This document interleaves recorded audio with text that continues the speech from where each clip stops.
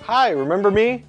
I'm that guy that used to semi-frequently hang out with you, and now I'm just that weird uncle that shows up twice a year. Today, I want to make a cool video because I bought something on the internet for a lot of money, and I really need the validation. So right here in front of me is the Nintendo 64. This needs no introduction, obviously. It's an icon of gaming and pop culture of the mid to late 90s. It was a pretty successful console with some classic games like Super Mario 64, The Legend of Zelda Ocarina of Time, Banjo-Kazooie, and more. Even though it didn't beat the PlayStation, I still have fond memories growing up with the Nintendo 64, but this next part I had no idea of, which was one of Nintendo's biggest commercial failures of all time. The Nintendo 64 disk drive, often shorted to the 64DD, is an expansion that goes on your Nintendo 64. It was actually announced before the Nintendo 64 even came out. You see, Nintendo made a bit of a controversial move with the Nintendo 64 that would haunt them for the next 2 decades. They decided to go with cartridges for their video games, which doesn't seem like a big deal. I mean, the original Nintendo Entertainment System, the Super Nintendo, did it just fine, and Nintendo dominated the market. So what changed? Well, in the mid-90s, CD-ROM technology was exploding everywhere, and Sony and Sega both had that implemented in their upcoming consoles, the Sega Saturn and the original PlayStation. Nintendo, on the other hand, was like, well, if it ain't broke, don't fix it. We used cartridges in the past, we'll just keep using those. The big downside with cartridges, they were expensive, and they really limited the developers in what they could do. Whereas a CD-ROM has 700 megabytes of space to deal with, your typical cartridge for the Nintendo 64 only had 12 to 16 megabytes, which was a fraction. This is why, even though the Nintendo 64 on paper is a stronger system compared to the PlayStation and Sega Saturn, there were things that the PlayStation and Sega Saturn could do that the Nintendo 64 could only dream of. This is why games like Final Fantasy VII have full motion video and things like that. That technology wasn't possible on the 64 due to the space limitation. This is also why games on PlayStation have CD quality music, because they're on a CD. Whereas with the Nintendo 64, it had to, everything had to be compressed really, really badly, really far down in order to fit everything on the cartridge.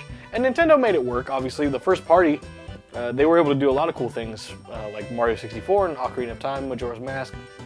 But a lot of the third-party developers at this point, they said, well, Sony's got the better technology, we're gonna go with them.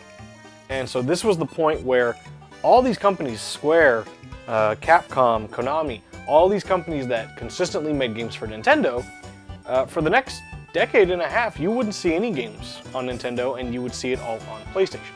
And that was because Nintendo decided to stick with cartridges for the Nintendo 64. So what the heck does that have to do with the 64 disk drive? So, Nintendo decided early on, they said, well, no one's happy with the limitation of the cartridge space, we've got an idea. We're going to create an add-on for the Nintendo 64, and it's very simple and easy to use. If you take a look at the back, there's absolutely no ports on this thing whatsoever. It doesn't use a single cord, which I think is really cool. No other peripheral like this back in the day did something like this. So all you would have to do to make this work, it's got one simple port right here. And then it's got, if you look on the back of your Nintendo 64, you'll notice there's a little door here that you can just pop open. There's the port, and then it just smacks right on, just like that, and you've successfully installed the 64 disk drive. It doesn't take any additional cords. You plug in your power and your video out of the Nintendo 64 like regular, and it just works. It's a very cool system.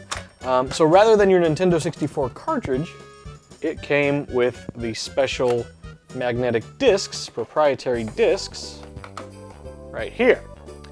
Now what's cool about these, and the reason the 64DD was made in the first place, you could have up to 64 megabytes of storage on this, which obviously still not better than the 700 megs, but a huge leap compared to the typical 12 to 16 megs.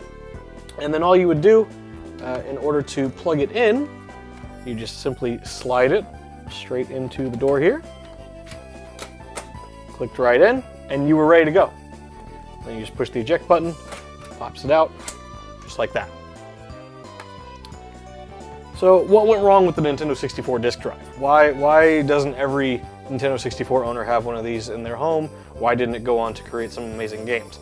Well, it was planned to back in 1995. See, the 64 didn't drop till 96, and even in 95, they were talking about the disk drive. People knew about the disk drive for years, and it was going to be this big expansion. It was going to be a huge advantage for the 64. There were a lot of the games on the 64 were originally planned for the 64 disk drive, and then they just sort of kind of had to downgrade them as they went. Games like Zelda, Kirby, they were actually all originally planned for the disk drive. A sequel to Super Mario 64, even, all planned for this. So if they announced it in 1995, it didn't come out till 1999. It seems like there were some issues internally on the engineering side of things. They weren't happy with the technology at the time. They wanted to refine it a little more. So finally, by the time 1999 rolls around, no one cares anymore. You've got the Sega Dreamcast on the horizon.